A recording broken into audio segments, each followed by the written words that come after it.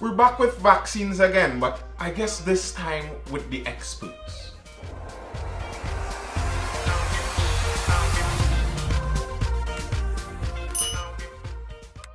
The vaccine conversations in Trinidad and Tobago are heating up for obvious reasons, because now we actually have vaccines, as I mentioned yesterday. This is my second consecutive video on vaccines. I don't usually do this, but the news on vaccines seem to be ever present right now. Everything seems to be focused in on these vaccines. So the experts in the fields have come out with some of their views, and as would be expected, some of the expert views tend to go against each other, and some of that is the initial reason we are in some of the positions we are in, because the expert views, the views of the people that should be knowledgeable on topics, don't all line up. And I think with the internet as it is now, the access to information that we have gotten in the last 20 years, it's a good thing. Yes, I don't like to say that new information is a bad thing. Information is a good thing.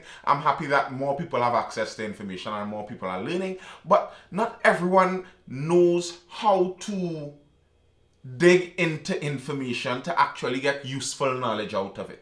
And some people just get information and they don't know how to vet this information to know if it even makes sense. Sometimes you look on Facebook and you see someone sharing something and they're confident of it, and you click on the website, and within the first homepage on the website you can tell that this website is a bit shifty and iffy. And some of that inability to pass through information is causing some of these problems in the first place, and the fact that all the experts don't agree. Even if you are really good at deciphering information, I think I'm relatively good at deciphering information. I think that's kind of what I do for the most part on the internet. If I were to put a label on the things I do, for the most part it's deciphering information. I kind of enjoy reading and intaking information, and it's interesting to process it and break it down, I guess. So that's basically what I do. If you like what I do, feel free to like this video and to subscribe to the page, because there will be more videos of the same kind of content coming out every day at 10 a.m. and I attempt to release a contemplation every day also between the hours of 4 to 7 generally on TikTok, Instagram and Facebook. If you are there, you can look out for those too. So yes, the experts have released their opinions on it. Mahavira Wyatt: workers can't be dismissed for refusing to take vaccine. Chairman and Managing Director of Personnel Management Services, Diana Mahavira Wyatt, says an employee cannot be dismissed for not being willing to take a COVID-19 vaccine unless it was a part of their employment contract. And I believe I did a contemplation, and I think I did touch on it in one of my YouTube videos months ago, when the Industrial Court president released an editorial, I believe it was in the Newsday newspaper, and she pointed that out also, that in our law books currently there really isn't any provision for mandatory vaccines or employers forcing vaccinations on their employees. And Ms. Mahavira Wyatt pointed that out also. Mahavira Wyatt, referring to a statement made by the president of the Industrial Court, Deborah Thomas Felix, said most companies in Trinidad didn't make a requirement for before the pandemic started. What the president of the Industrial Court said is that if there's a good reason for it, it can be made a condition of employment for new employees, but you cannot dismiss an employee under a contract of employment that doesn't require it.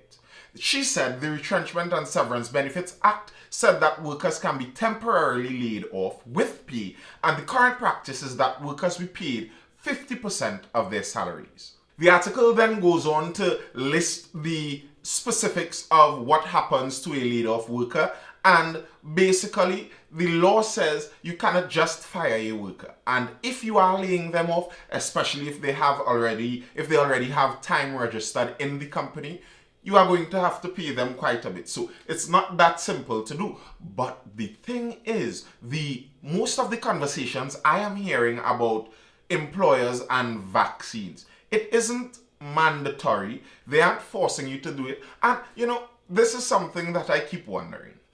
When people say force you to take a vaccine, I understand what they're trying to say, But then I don't at the same time, because what do you mean force you to take a vaccine? Do you mean that Gary is going to come out there with his boys with injections and hold you down and send a needle in your arm?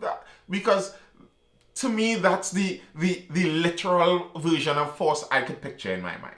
But obviously there's coercive force too, where you may use less physically aggressive methods. But even in such a case, if an employer says that you need this vaccine to work at my place of employment, is that really forcing you to take the vaccine? It could be a mandated vaccine, but the idea of force, I just don't like the whole word force. It just doesn't fit well there.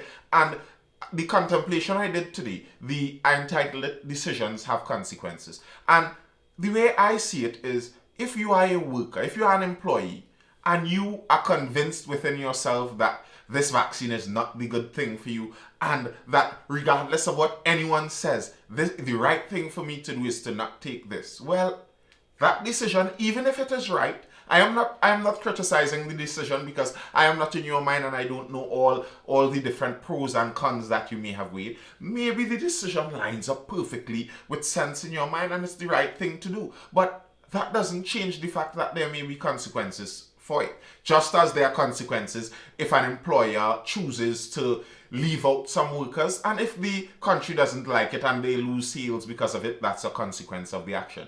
Every decision has consequences. But a human resource expert said that the consequences of Mario's action, where they're saying that they are going to prioritize the rostering of vaccinated workers, they're saying that they find that reasonable. Experts, Mario's vaccination policy is reasonable. The increased vaccination rollout and the government's vaccinate to operate policy, in conjunction with the COVID-19 vaccination policy announced by Mario's Pizzeria, which states that unvaccinated workers will remain temporarily laid off while vaccinated workers can return to work, has sparked concern among employees. Human resources and industrial relations expert Courtney McNish said, given the circumstances, an employer had a right to demand employees be vaccinated. It's a workplace instruction which is different to the terms and conditions of employment, which talks about the responsibilities and obligations of the parties for the continuance of the contract. However, workplace instructions are a management prerogative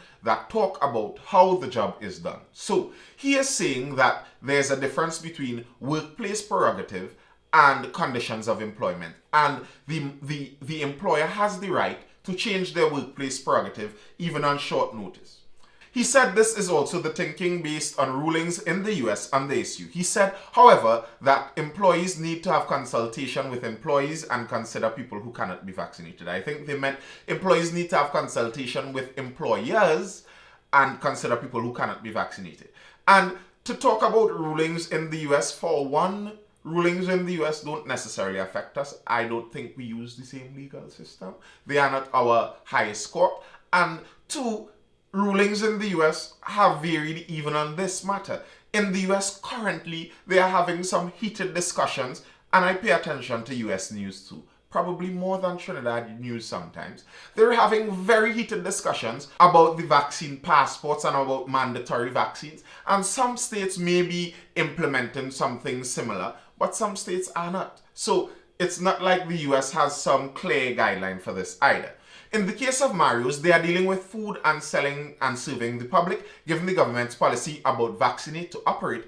Mario's is saying in the document, if their staff is vaccinated and the company has to go into another shutdown, it is very likely that if all their staff is vaccinated, they won't be affected. That's a reasonable conclusion. There is nothing illegal that the company is doing in consideration of government and its policy, and in consideration of its own operations, and they're not breaching anyone's constitutional rights. Also chiming in on the matter was the Equal Opportunities Commission chairman, Ian Roach. He said there was no proof that Mario's was trying to force employees to get vaccinated. He's quoted as saying, "There's no law at this time to make this vaccination compulsory administered to anybody. Although this is a lively topic of discussion worldwide, from what I read, they are trying to do their best to persuade their employees, and they did it in consultation with them. What I also gained is that there is a medical person on call that will answer questions and address reasonable circumstances of their employees." Now, the interesting thing about this article that I noticed, the part about this that I'm taking away, is the whole distinction between the workplace instruction and the terms and condition of employment.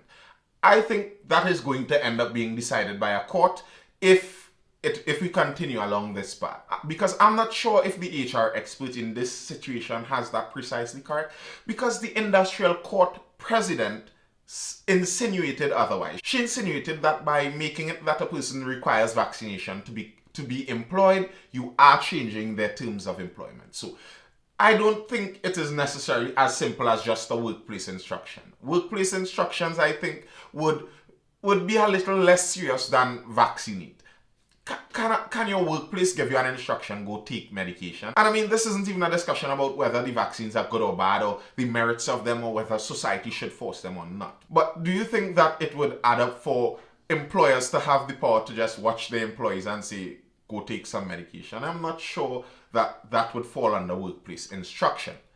And a lawyer is also warning of this and saying that not rostering unvaccinated workers can land you in court. While employers can encourage their employees to take COVID-19 vaccine, attorney Martin George says not rostering them to work could land them in the courthouse. While the government has been sending messages and signals, George said it has not made a clear decision on whether they are going to make vaccination mandatory because it is not an easy decision. While employers have not stated that unvaccinated workers will be fired, he said they are pressuring workers by not rostering them for work, and if they don't work, they will not be paid. George said employers use the Occupational Health and Safety Act as a basis of insisting that workers be vaccinated to ensure a safe working environment for workers, citing an industrial court case of the Communication Workers Union versus the National Training Academy. George said in that case it was held that the terms of employment cannot be changed and altered unilaterally in keeping with good industrial relations practices. He said an employee can argue that it amounts to a fundamental change in his or her term of employment. Therefore, he said, employees who are not being given work because they are unvaccinated can seek redress at the court. So we have the HR expert saying that it is a workplace instruction, and we have a lawyer saying that the employee may very well be able to take their employer to court because they can make a case that it was a change of their terms of employment. And to me, I am leaning on the side of the lawyer. I think that a case could be made there. So if employers want to go down that road, they may really need to look to the government for some official policy on the matter. Weighing in on the issue, Employers Consultative Association Chief Executive Officer Stephanie Fingal said, at this juncture, there being no legislation in Trinidad and Tobago indicating a mandatory vaccination for employees, then, unless it is employees, contract terms provide for such, then to do otherwise will be a difficulty for employers. So the HR experts are saying that it seems like they are within the law. The Equal Opportunities Chairman is saying that it seems like they are within the law. But the lawyer and the Employers Consultative Association head is saying that they may be standing on some shaky ground because there's some obscurity about what the official policy for this is. And there may be some on the horizon after the Prime Minister teased a little bit about possible mandatory vaccinations. He did so on a morning program with a former opposition MP. PM, government can make vaccinations mandatory to protect lives. Prime Minister Dr. Keith Rowley yesterday broached the idea of making COVID-19 vaccines mandatory, and the reaction on social media was swift. So the general idea of what the Prime Minister was insinuating there was if the situation gets worse, then the government has the ability to make the vaccines mandatory. And really and truly, that's nothing that surprising, and it isn't a very controversial statement really. It's known. Of course, the government and the legislation has the legal power to make the law to make something mandatory. I mean, that's their job. Yes, they can do that. And if the situation does get worse, I mean, how much worse are we talking about here? If the situation gets worse, nearly anything could be expected. So in the hypothetical, okay, I could understand that it's a possibility. But even in the possibility that they were speaking about, it was noted by the former Attorney General and also by political analyst Dr. Hamid Ghani that the legislation may actually need opposition support. Because of the nature of the legislation, very likely it could be seen as infringing on a person's rights. So, because of that, very likely it may need a 3/5 majority to pass the House. And if you need a 3/5 majority, the way our parliament is currently set up, you need support from the opposition UNC. And as it currently stands, I do not see the government getting that support. Maybe they will, so who knows. But the mandatory vaccines, for it to happen, first off, it has to happen from the legislative branch. They need to put it into official law and policy. And then from there, first off, even before from there, in order to do that, they need the support of the opposition. So I think the fear of mandatory vaccines may be a bit off, at least if the situation continues as it's going. Obviously, if the situation changes, then the situation changes. A changing situation could mean anything could change. So what do you think? Do you think that insisting that your employees be vaccinated in order to have a job or to get rostered to work, do you think that that could fall under a workplace instruction? Do you think that that makes sense, that adds up to you, and therefore it would be just well within the purview of the employer to do so? Or do you think that it may in fact be a contravention of the terms and conditions of employment? And if it is so, then there may be some legal ramifications down the road. One of the things with it though is that, at least with the food industry, a lot of the workers are on the lower side of the wealth level, so it may be difficult for them to even take this to the court. So maybe they just may have to go along with it. And in that case, the intention of it being an incentive to become vaccinated may actually work. I was thinking, in conclusion, that a lot of all of this that is going on now, if the vaccines in the long run do actually work, a lot of this would just be an interesting history lesson that we all look back on. But if the vaccines do in fact have any negative side effects in the long run, and a lot of people, the entire system is seen to have pushed a large number of people into it, well, we'll see how that ends. So that's all for now, and I thank you for viewing. I hope you enjoyed it, or at least you learned something, and I'll see you in the next video tomorrow. Feel the music, rising with the time.